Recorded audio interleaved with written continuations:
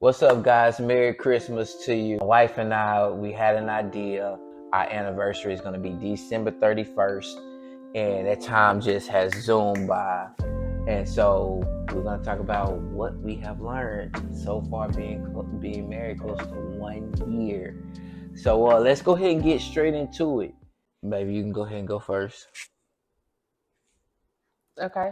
Um, You waiting on me to go first? I was, but Go because ahead. you always go first. Nah, go But ahead. anywho, like my husband said, like 1 year of marriage, it's so many different things that I have learned. But I guess to sum it up, starting off, I think one thing, the biggest thing to me that I have learned is to have good communication with my husband. Yeah. So good communication looks like me letting him know what's going on, how I'm feeling, um, changing schedule, like with our son, who's picking who up, who picking up Nolan today. Hey, if I decide I want to do something that I didn't communicate with my husband about at the beginning of the day, just kind of letting him know ahead of time because we both, I guess you can say it's safe to say, we're both people who we don't like to know things at the last minute. Yeah. So if we both have a plan on what to do and how to do it, then we're both, things change and we understand that, like emergencies happen, things like that. But Right. what I'm saying is if it's something that we could communicate earlier, then we just kind of, let each other know so that we could kind of properly plan to do what we need to do to be there for each other. The calendar app that we both have has been a game changer Yeah. because if I can't call him or text him, if I have time just to shoot it in the calendar, what'll happen is he'll get that notification on his phone. Right. So if I say, hey, at 4 o'clock, I'm going to go to the nail shop or I'm going to get an oil change or whatever the case may be, he'll be able to see it on his phone that, hey, okay, it was a change of plan. She's going to do this at 4. So I know, hey, I need to go get my son. And, we just kind of govern ourselves accordingly in that way. And explain to them, Mm-hmm. what does good communication look like? What would be another example of how we communicate if somebody don't have kids? Mm-hmm. What would you say to that? Same approach, calendar app, once again, mine is, I just use our son as an example because, we alternate picking up our son. Yeah. But if you don't have kids, it looks like, creating a calendar where you're just in the loop about things, Right. being transparent about how you may be feeling.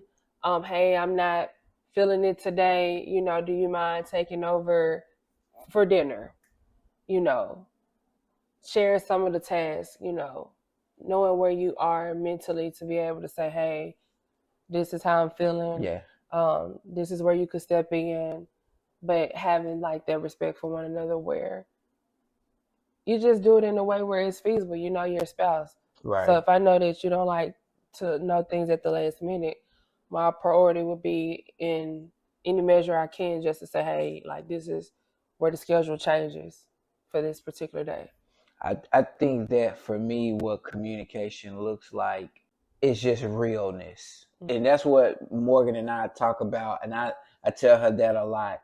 Getting the understanding that at times people don't really even know how they feel at times. Right. And Morgan is teaching me that because I say, just express to me what's going on with you. Tell me how you feel. And at times she doesn't know. And I had to get to an understanding of what that actually looks like and being patient in that area. And I don't believe that I'm still working on it, but I'm not really as patient as I would like to be because I'm like, how do you not know how you feel? And I'm learning that sometimes we may not. Sometimes it takes time to process things. And then I get an understanding of how it is that I feel, once I've processed it. And then my wife, she's a processor. Me, I'm the type of person where like I want to deal with it right now. And so I want to go ahead and get it done, get it over with. Let's talk about it. Let's move on. And she like, hold up, give me a second. And so that's kind of what I was talking about Yeah. on the lines of kind of like communication. I Okay. think it's just kind of like knowing your partner. And so that's one of the things, learning her communication style. And one of the things that I would say, one of the tips that I've learned or knowledge that I've gained throughout this year is mentorship. Mm, that's a good one. I think that people who may be newly engaged, or and I can't speak for people that's been married for 10, 15, 20 years because we haven't crossed that threshold yet. But what I would say is, just for somebody who newly married, having somebody that, the right people, the right couple, the right man or woman of God to speak into your life and educate you, and to for the man to really have like a safe space that he can go to. Men should have another man in their life that they can be able to gain knowledge from, get educated from, and get guidance from. The word of God says it's two or three gathering his name, he's in the midst. But I believe that in some sense that there should be somebody that can help encourage you and give you another perspective and show you a different way of looking at things. Mm-hmm. And you're not necessarily just trying to put that dependency on your wife 100%. That you have somebody in your corner that you can pray with, that you can call on, get that mentorship from. So I definitely believe in mentorship. Okay, so I hit my first one. Yeah. So my second one would be maintaining your own identity. And what I mean by that is, of course, we know that when we say our vows, we give before God, and this is the person we vow to spend the rest of our life with. This is the person that comes after God. Yeah. You know, of course, God is always first. Right. And then, you know, your spouse is next. So I'm not saying to disregard your spouse, but I'm saying you as a person, you stay true to who you are. Mm-hmm. And, you know, you still are the husband, the wife that God has called you to be to your spouse, but you understand who you are, what your purpose is, what God has called you to, what God has called your husband, your wife to, and you fulfilling your assignment. And then you guys have an assignment together. I feel like you have an assignment. Mm-hmm. I have an assignment. Right. And then together as a union, we have an assignment. So us basically staying true to everything, but also tapping into not immersing yourself fully into it where you neglect yourself. Yeah. Because you have to be the best version of yourself first to yourself so that you can pour out into your family. So what that looks like is we have a son. So before you wake up, taking like time to get before God and meditating. Before you wake up your son, before you know the house gets up, get ready for work. You taking that time to be intentional on pouring into yourself so that when everybody is up and about, you pretty much are in a good space because life happens. So if we're having a rough morning, if I've already grounded myself in God, then I poured into myself and gotten what I needed from God to be able to pour back into my family. So that looks like just maintaining my own personal identity. So what do you think? I feel like everything that you said, I agree with it. I think one of the things that I was on fire about and I had stopped doing during the duration of time was of the first year, and you hit it right on the head, was you got to continue to keep working on you. That doesn't stop because your prayers have been answered. And that's one of the things that I struggle with in my life, just period. Once God has answered my prayer, once God has blessed me with what I asked for, I don't really go into asking God how to steward that thing anymore. Mm-hmm. I just say, hey, bless me with something else now. Yeah. And so you got to continue to keep working on you. So I prayed for a child. I prayed for a wife. Now, how do I steward these things that God has blessed me with? So, yeah, you got to continue to keep working on you.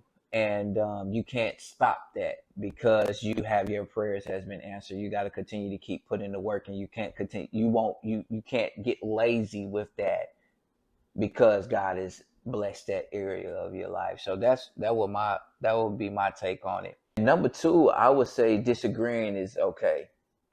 And I believe that with me, I've learned that what I've seen coming up was people shoot each other, kill each other, fight each other, fall out over disagreement. I didn't really see a lot of people disagree and still were able to be cool unless they went through something of those four, one of those 4. Mm-hmm. And so now I had came in my marriage with that same mindset of what I seen coming up, and I had to take on a different mindset to say, hey, me and my wife don't have to fall out because we may not agree on a certain topic or a certain area. It's okay. We don't have to be at odds with each other because we may not be in agreement in this certain area. Mm-hmm. Maybe I need to seek clarity on what she's saying, and maybe she needs to seek clarity on what it is that I'm saying. And so once we get that clarity, then we can maybe come back and be like, oh, I understand what it is that you're saying.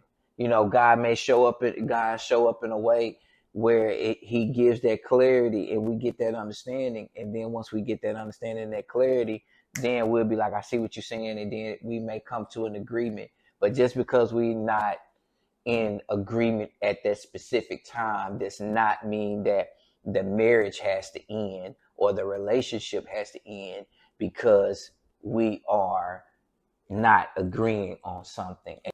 I think I'm in agreement with that. It is hard to have like a median point where you can agree to disagree. Yeah. Because the average person, we want people to feel us, like be there to say, hey, I understand that, but you can understand and have a different perspective because we're different people. Right. So my mindset is not going to be your mindset. Your experiences aren't my experiences. Right. And so therefore.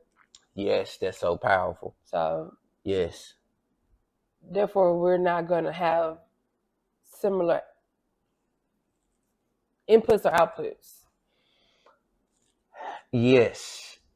Because of where I come from and what I've experienced, my wife hasn't experienced some of the things that I went through growing up in the community I grew up in. I've seen a lot, been through a lot.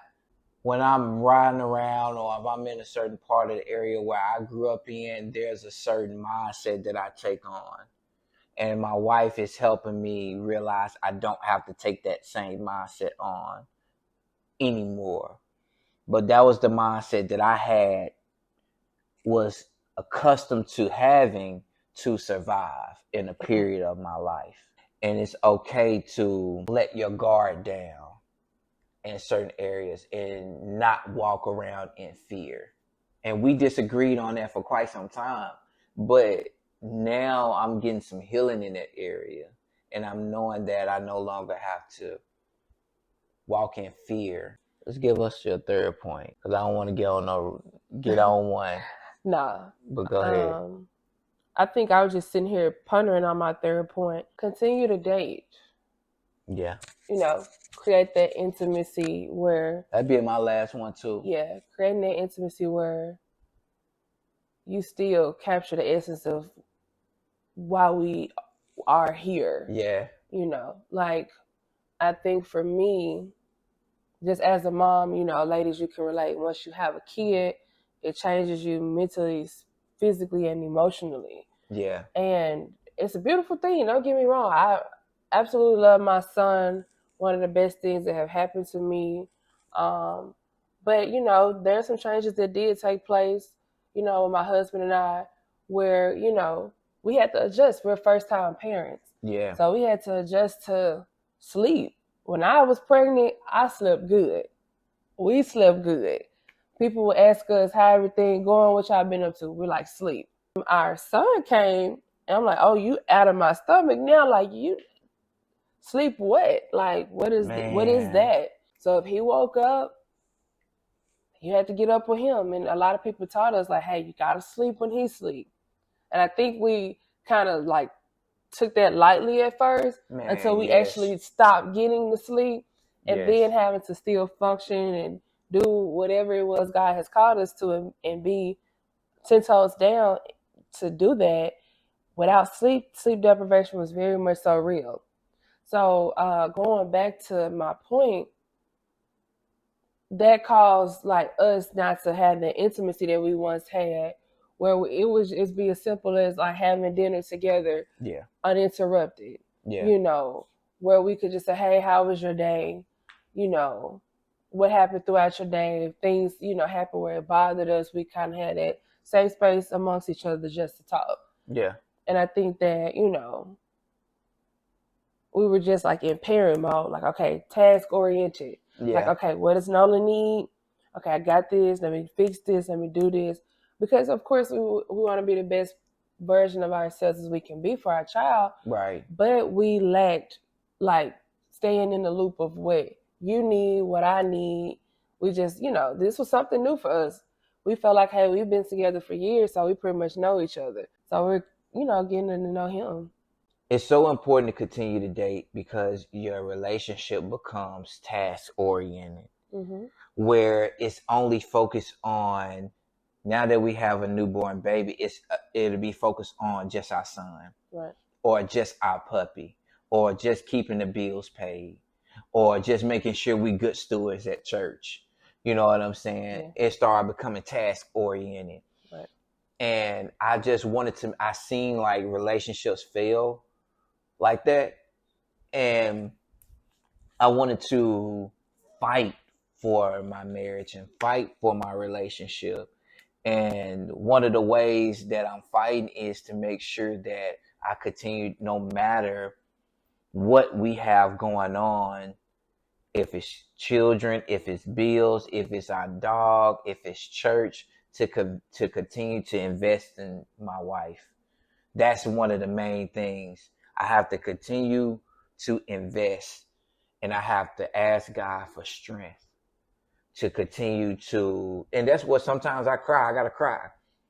Responsibilities get hard on me, and if I gotta cry, I cry. But I continue to fight. I continue to push for my family, and so I don't want to get so focused on just the task or the things that need to be done that she feels neglected, or she doesn't feel seen. Right. You know what I'm saying? And the same thing, I have needs of my own. And so she makes sure that she sees me. Yeah, that's it. We wanted to chop it up with y'all for Christmas. Merry Christmas to you guys. And we just wanted to just keep it real with y'all. It's been close to 1 year. I think that people look at Facebook photos and likes and comments and stuff like that, and no, it's for real. Parenthood, marriage, after all those people say congratulations and like and comment, you gotta go home with that person, and it's for real. And so and you gotta live with that person for the rest of your life. And until God call you home, and it's no laughing matter, it's no game, it's a blessing, but it's work and it's for real. And you need to make sure that God is really calling you to that before you commit to it. But yeah, we just have to have a real talk session about everything, and it's just what it is. Is there anything you need to say? No, I'm just, piggybacking off what my husband said. It's definitely hard work. But one of the second best things that happened to me, was getting married, to my husband. Yeah. So, it's just one of those things where it's just like with anything that's worth having, you work for it and you that's it. Appreciate it once you get it, once you have put in that work to obtain it. So I just kind of look at it like that, Yeah, and so we wanted to share those things with you guys. We hope that you have found value in that. And just let us know if y'all want us to do this again. I know y'all been seeing me doing it by myself, but if you want me to bring my wife back on, let me know. You want to come back? You want to do this again? I don't mind coming back. You want to do this? You made it easy.